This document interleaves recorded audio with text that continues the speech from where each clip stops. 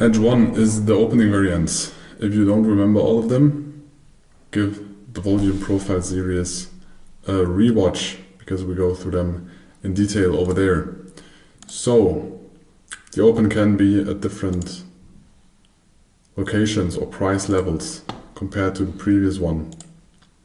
When the open is between the POC of the previous day volume profile and the value area high, we check for reversal trades on the value area high. So this is our area where we check for reversal trades.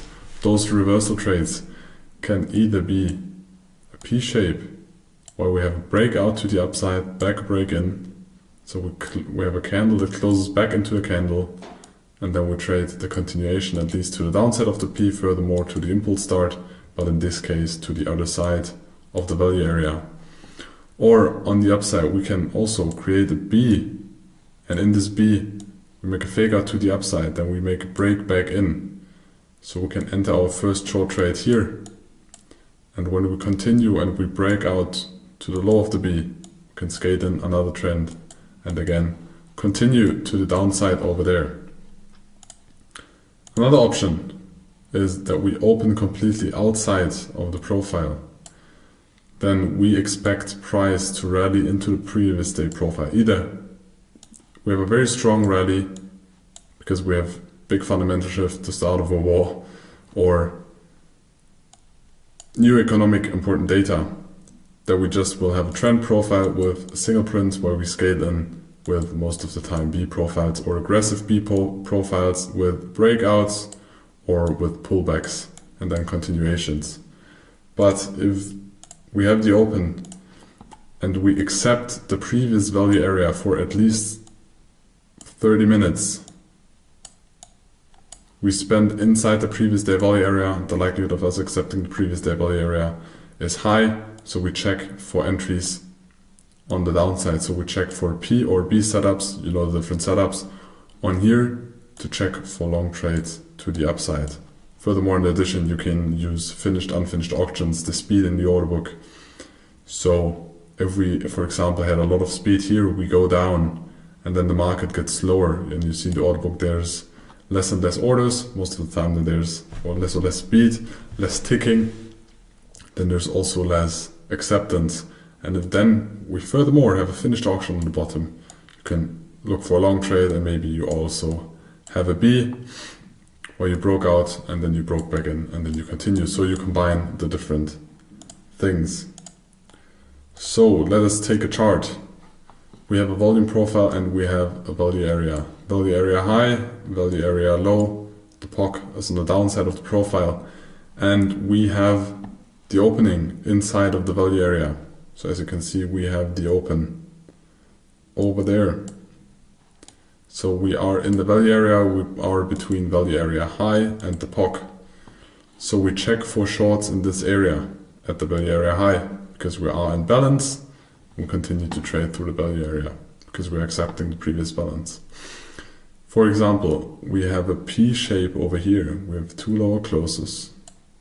So it's one lower close, it's another lower close.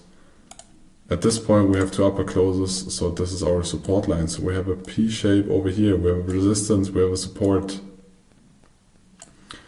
And here we had a try to break out, but there was not real power in there. And when we left the P to the downside and we closed below, we can either short at the retest or create a sell stop on the downside and just sell limit over here or sell limit at the pullback. Our goal or take profit is the value area low. Most likely there will be a reaction on the previous naked POC, but it is no problem. Either we take full take profit there or we continue to hold to the value area low. So, but then this is the combination of we have a P-shaped setup, we have a breakout, we have a break in. I mean, we never had finally a breakout. We never took out this high. We never had a close outside. So to trade this break in here, kind of too risky because it could still be that we have a P shape and that we show acceptance above the value area. Most likely we'll have a business zone kind of likely bigger zone over there, that we show acceptance here and then we continue longer. But in this case we stayed inside and then you trade the breakout below the support in this case. So if we have a breakout and either we have a sell stop here or we have a sell limit, we can now take the Excel sheet. So for this example you can take the Excel sheet or any software, any risk calculator, even it's implemented MetaTrader, implemented in TradingView, Sierra Chart, ATAS, whatever there is. You take your account size, let's say you have a 100,000 account size, so it's it's in euros here. Let's say we have 1.1. Okay. 1.01. And we risk not 1.5%, we are more. Maybe we are risking 0.1%. Let us, it's the risk calculation for stocks, so the time was wasted. So we have an account size of 100,000 euros. We have euro dollar of 1, but we can also change it, doesn't matter. We have a risk of 0.1%, and in this case we trade the FDAX. So if we take the FDAX, most likely our account is too small to take a big contract. But let's say our entry is at, well, the area is at 19,450, so we also take 19,450. Our stop is going to be above. If we have a very passive stop, our stop will be above the high. I mean, the most passive stop will be above the absolute range, but as we have a setup, which is this P setup, we don't need to put our stop over here because we can reduce our stop size, and if we get stopped out we can look for another setup, but the performance most likely is going to be better of that. So our stop loss maybe is going to be 19,510. 19,510. And our exit's gonna be first exit maybe at the POC because we can make a pullback, and if we don't, I mean we're very close to take profit. The ideal goal is to trade to the value area low, but I think if you're a more safe trader, I in this case will take profit over here. So we implement the take profit at the POC. The POC is 90,123. So low 19,143, I think it was 23.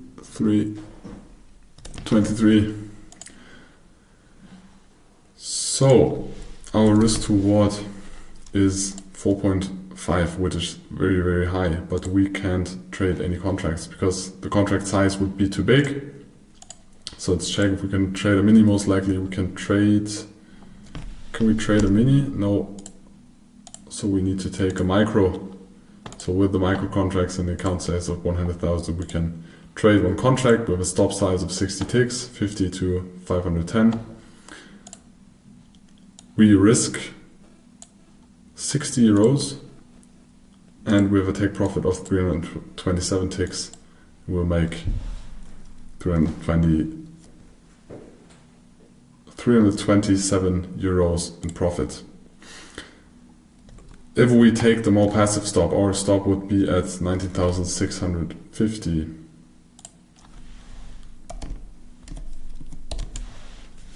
So our risk to reward is only 1.64. So we would not be able to take any trades with that low risk on that account size if we do risk management. So, and we cannot scale smaller in the FDAX, so we could not take this trade. So we, in this case, we need a setup, otherwise we're not allowed to take the trade. Let us take another example. So, when we have the open outside of the previous value area, the open is completely outside because the open is here, our value area is here, value area high, value area low. We usually expect that market rallies, but if they stop rallying and if they create single prints like they have created some single prints over here, and they fill back those single prints and they accept lower ranges, the likelihood of accepting back the previous value area is high. And those are not the most beautiful examples, because the beautiful examples you will have in the model.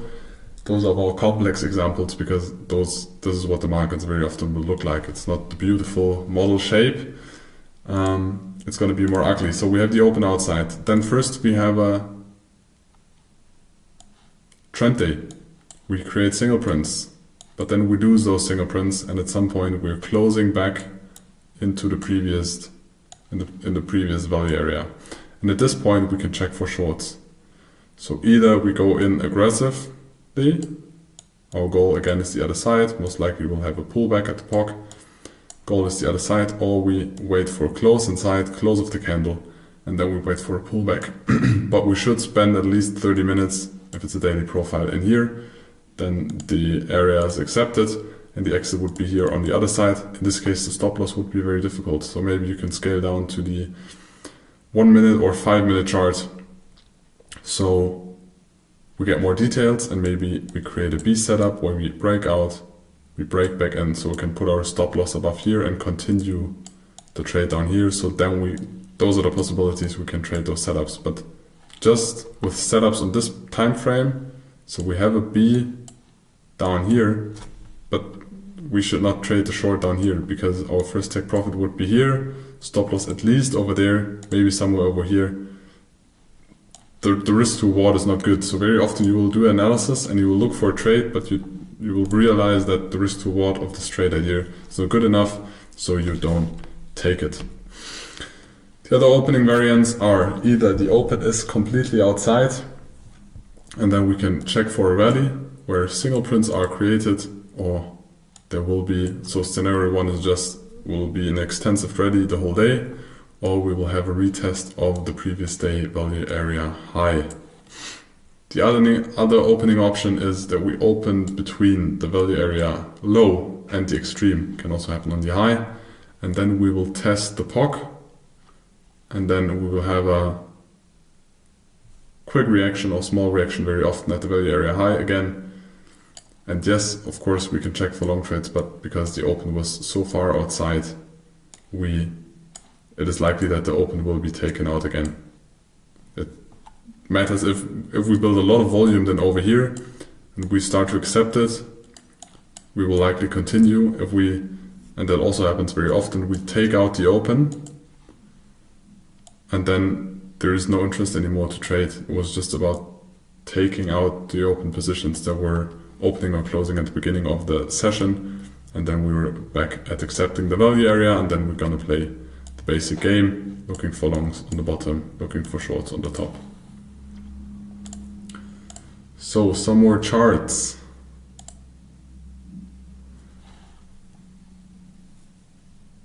So we have rising value areas, but here they overlap, so this profile could be merged with this one because it is completely inside the previous profile.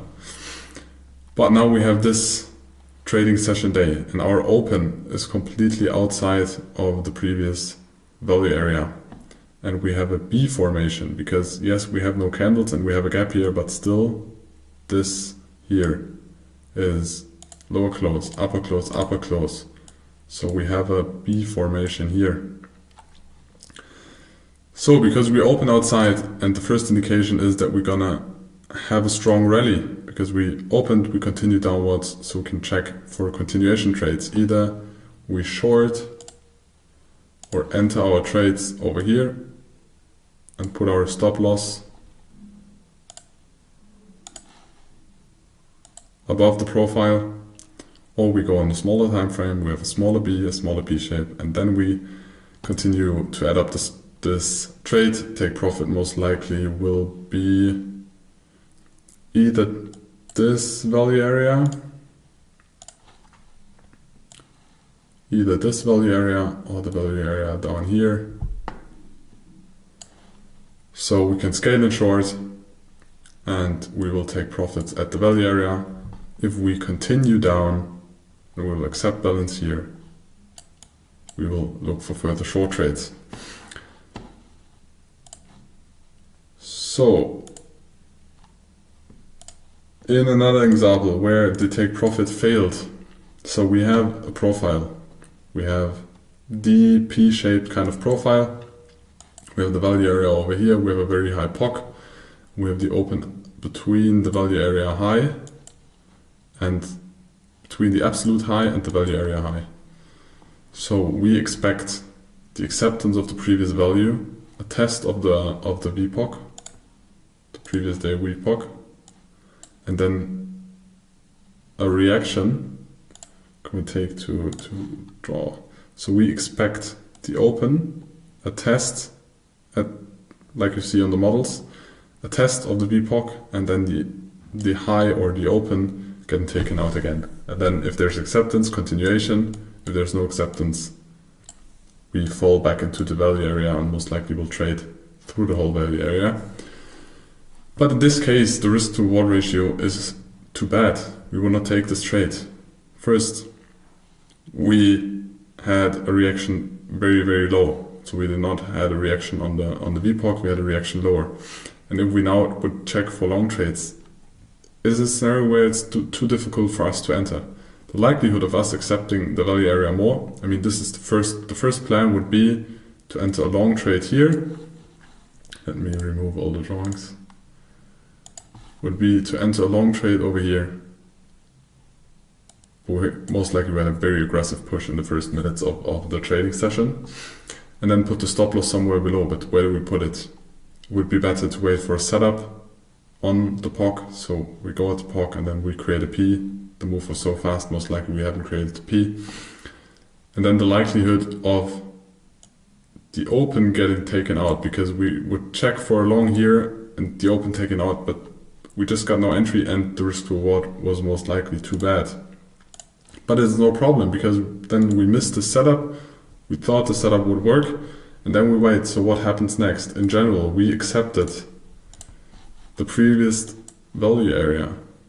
We opened outside, we accepted, we spent in here more than 30 minutes in the value area.